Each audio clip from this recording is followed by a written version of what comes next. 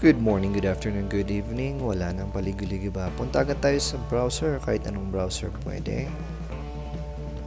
Then type lang natin itong BlueStack. Yan.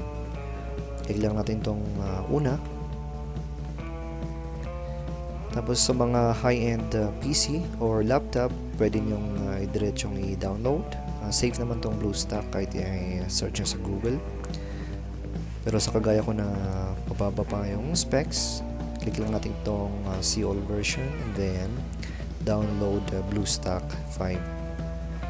Okay, so once na downloaded nyo yan, in my case, na-download ko na kaya i-open ko na lang. Once na-download nyo, i-open nyo, i-install. Once installed, click nyo lang itong BlueStack 5. Open lang natin.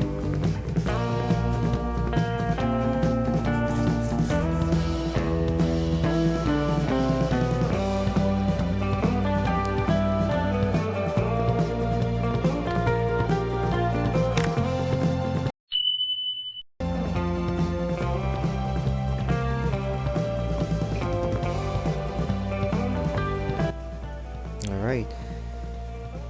So, once nag-open yung BlueStack, punta tayo sa Play Store. Dito natin makikita sa My System Apps. Play Store.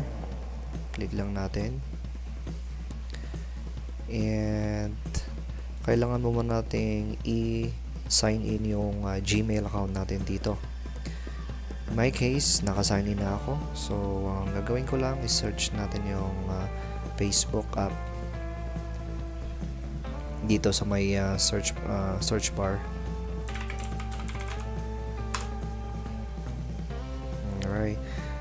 Install lang natin. Antayin lang natin mag-install.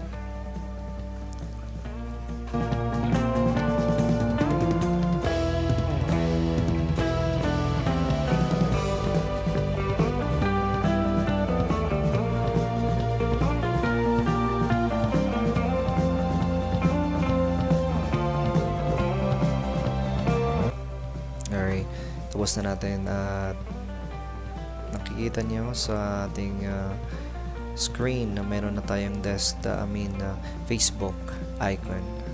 Okay, try natin buksan. Okay, since kailangan daw ng update, skip ko muna. Alright, makikita naman natin ito na yung Facebook application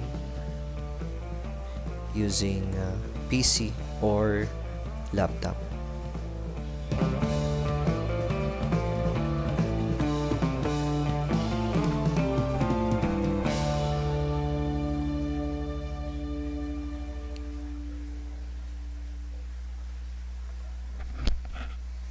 Okay, so ito na yung login page. Login lang yung account, that's it. Napakadali, napakasimple, walang pawis-pawis. Salamat sa panonood.